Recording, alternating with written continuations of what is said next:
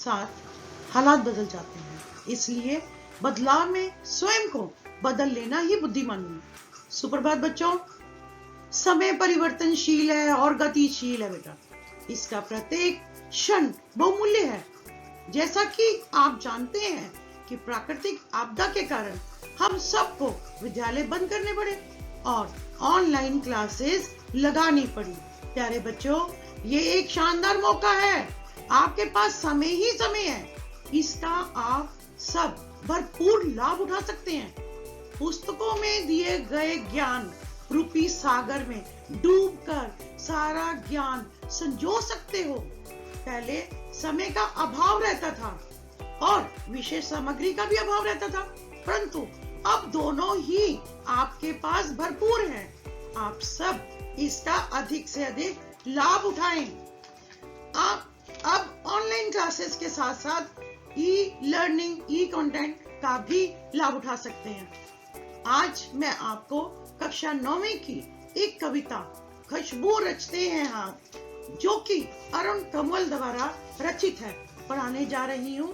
इस कविता में कवि ने उन लोगों के बारे में बताया है जो कि बहुत ही गरीब बस्ती के लोग हैं, परंतु वे दूसरों के जीवन में हमेशा खुशियां, खुशबू बिखेरते हैं। इस कविता में कवि ने मजदूरों, गरीबों, कारीगरों की दुर्दशा का वर्णन किया है। ये लोग स्वयं दूषित वातावरण के बीच रहकर दूसरों के लिए अगरबत्तियां बनाते हैं और लोगों के जीवन में सुगंध बिखेरते हैं। इनके जीवन में बदबू का निवास होता है। इनके आसपास कूड़े के ढेर बने होते हैं। इनकी शारीरिक अवस्था ठीक नहीं होती है। इनके हाथ काम करते करते जख्मी हो जाते हैं, पर फिर भी वे खुशबूदार अगरबत्तियां बनाते हैं। जैसे चाहे उभरी हुई नसों वाली बूढ़ी महिलाएं हों या जख्म से फटे हाथों वाले गरीब या कोमल हाथों वाली नन्ही बालिकाएं, सभी गरीब मजबूरी के कारण कूड़े करकट के ढेर के पास खुशबू रचते रहते हैं और ये अगरबत्तियां बनाते रहते हैं। इनका जीवन सदा दुखमय रहता, परंतु ये दूसरे लोगों को सदा खुशबू देते हैं। अब मैं इस कविता को जो है मैं आपके सामने पढ़ रही हूँ और कविता जो है मैं आपको समझाती हूँ। कई गलियों के बीच, कई नालों के पार, कूड़े करकट ढेरों के बाद, बदबू से पड़ते जाते इस टोले के अंदर खुशबू रचते हैं हाथ, खुशबू रचते हैं हाथ। इसमें बताया है कवि ने, सुगंधित वस्तुओं का निर्माण करने वालों का जीवन यापन निम्न स्तर का होता है। वो जो अपना जीवन बेटा व्यतीत करते हैं ना, उनके पास कोई सुख सुविधा नहीं होती। वो बहुत ही गरीब स्तर के होते हैं, निम्न स्तर होता है। इसी के विषय में बताते हुए कवि कहते हैं, जो हाथ खुशबू फैलाने वाली अगरबत्तियों का निर्माण करते हैं, वह स्वयं कैसी बदबूदार बस्तियों में रहते हैं। दूसरों को तो वो खुशबू देते हैं, दूसरों को सदा अच्छा ही देते हैं, लेकिन स्वयं उनका जीवन जो है बदबूदार बस्तियों में रहते हैं। वे लोग कई बस्तियों के बीच रहते हैं। कई नालों को पार करने के बाद कूड़े करकट के गंदगी के ढेरों के आसपास उन्हें रहना पड़ता है। ये उनकी मजबूरी है, उन्हें गंदगी के आसपास रहना पड़ता है, क्योंकि वो निम्न स्तर के लोग हैं, जहाँ उनकी नाक बदबू के मारे फटती जाती है। इस प्रकार के स्थान पर टोला बनाकर उन लोगों को रहना पड़ता है। उनकी ये विशेषता है कि वे स्वयं बदबूदार वातावरण में रहते हैं, लेकिन दूसरों के लिए सुगंधित अगरबत्तियां बनाते हैं, दूसरों के जीवन में सुगंधित वातावरण बिखेरते हैं। अब मैं इस कविता के जितना मैंने पढ़ी है उसमें जो कठिन शब्द है वो मैं शब्द बोलूंगी और उसका मैं आपको अर्थ बताऊंगी। शब्द नाला, अर्थ गंदे पानी के बहाव के लिए बनाया गया रास्ता, कूड़ा करकट कचरा, टोला छोटी बस्ती। अब इसका दूसरा जो अंतरा है, उभरी नसों वाले हाथ, घी से नाखूनों वाले हाथ, पीपल के पत्ते से नए नए हाथ, जूही की डाल से खुशबूदार हाथ, गंदे कटे पिटे हाथ, जख्म से फटे हुए हाथ, खुशबू रचते हैं हाथ, खुशबू रचते हैं हाथ। निम्न निम्न तरह के हाथों का वर्णन किया है, किस तरह से कोमल हाथ भी हैं और कठोर, काम करते करते उनके हाथ कठोर हो जाते हैं, इतना तक कि उनके नाखून घिस जाते हैं। लोगों के जीवन में खुशबू बिखेरने वाले हाथ भयावह हैं, स्थितियों में जीवन बिताते हैं। जीवन की इसी दशा का वर्णन करते हुए कवि कहते हैं, जो मजदूर शानदार अगरबत्तियां बनाते हैं, सारे संसार को खुशबू से महका देते हैं, उनमें बूढ़े बुढ़िया भी हैं। उनके जीवन में अभाव के कारण ये कठिन कार्य करना पड़ता है। जिनके हाथों की नसें उभर चुकी हैं या जिनके हाथों के नाखून काम करते करते घिस चुके हैं। अगरबत्तियां बनाने वालों में छोटे बालक बालिकाएं भी होती हैं और जिनके हाथ अभी पीपल के पत्तों के समान कोमल होते, उनके हाथ भी यही काम करते हैं। कई जो है हाथ जूही के फूल की डाली के समान खुशबूदार, जो अभी छोटी छोटी बच्चियां होती हैं, उनके लिए बताया गया है। इनमें काम की अधिकता के कारण हाथों वाले और कटे हाथों वाले लगातार काम करते रहने से उनके जो हाथ हैं वो कट जाते हैं, लेकिन उन्हें कार्य तो करना है, अपना जीवन यापन तो करना है, जीवन तो अपना चलाना है, अपने मालिक पति या पिता की मार खाए हुए हाथ, क्योंकि उन्हें काम के लिए मजबूरन भेजा जाता है। कुछ मजदूर ऐसे हैं जिनके हाथों में घाव हो चुका है, जख्म हो चुका है, फिर भी वे काम किए जा रहे हैं। इतनी विपत्तियों के बावजूद ये काम करते जाते हैं। अब मैं इसमें शब्द और अर्थ आपको बता रही हूँ। जूही एक प्रकार का फूल, जख्म घाव। अब इसका तीसरा अंतरा है, यही इसी गली में बनती हैं मुल्क की मशहूर अगरबत्तियां। इन्हीं गंदे बोलों के गंदे लोग बनाते हैं केवड़ा, गुलाब, खस और रात रानी अगरबत्तियां। दुनिया की सारी गंदगी के बीच, दुनिया की सारी खुशबू के बीच खुशबू रचते हैं हाथ, खुशबू रचते हैं हाथ। इस तरह से इसका भावार्थ है। कभी कहता है कि देश की प्रसिद्ध अगरबत्तियां इस गंदी, तंग, बदबूदार गली में बनती हैं। देखिए, वातावरण उन्हें अच्छा नहीं मिलता, माहौल उनके लिए अच्छा नहीं है, तंग गलियां हैं, बदबूदार है, लेकिन वो अपना जीवन इसी में गुजारते हैं। इन्हीं गंदे मोहल्लों में रहने वाले गंदे लोग, सुगंधित केवड़ा।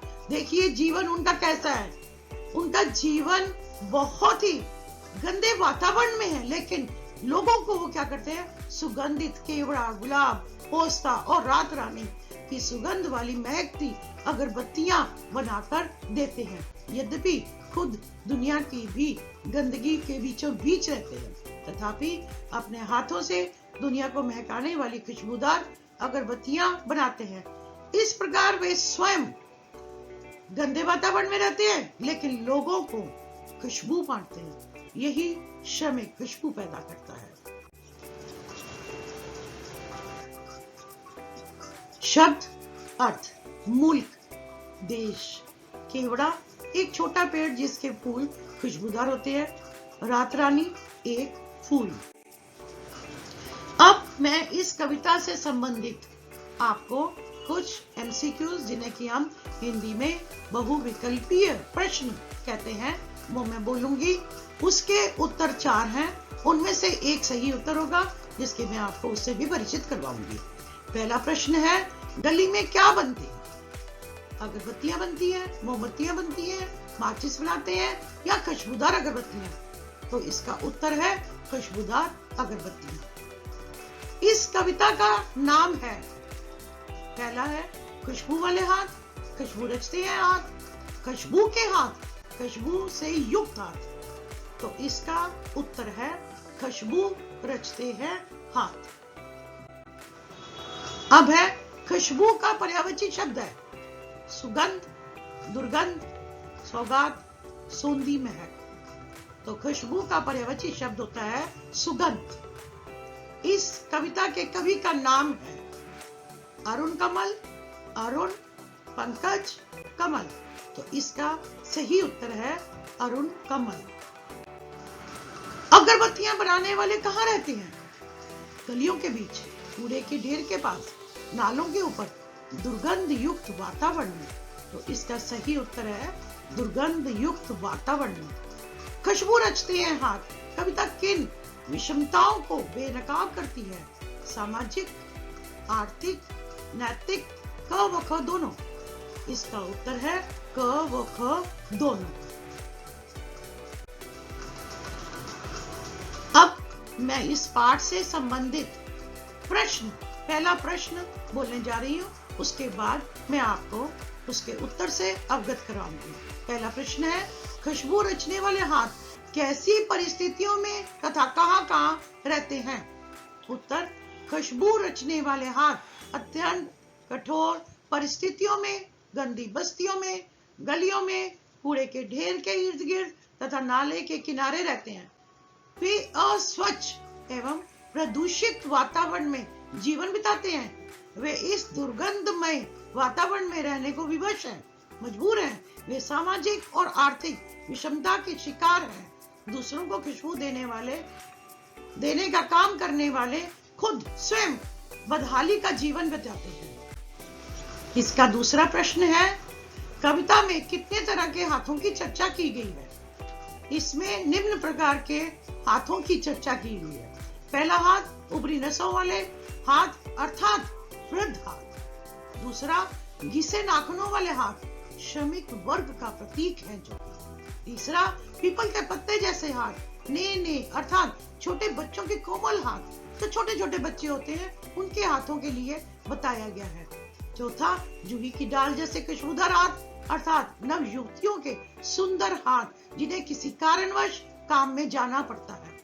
पांचवा, गंदे कटे पीटे हाथ जो कि जख्म से फटे हुए हाथ, उनके बारे में चर्चा की गई है।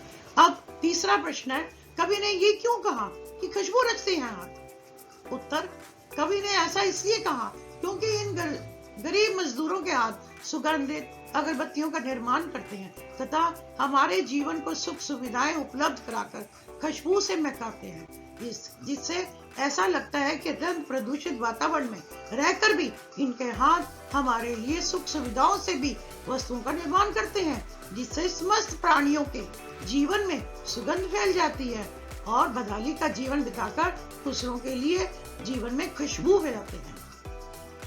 इसके आगे है चौथा प्रश्न, जहां अगरबत्तियां बनती हैं वहां का माहौल कैसा होता है?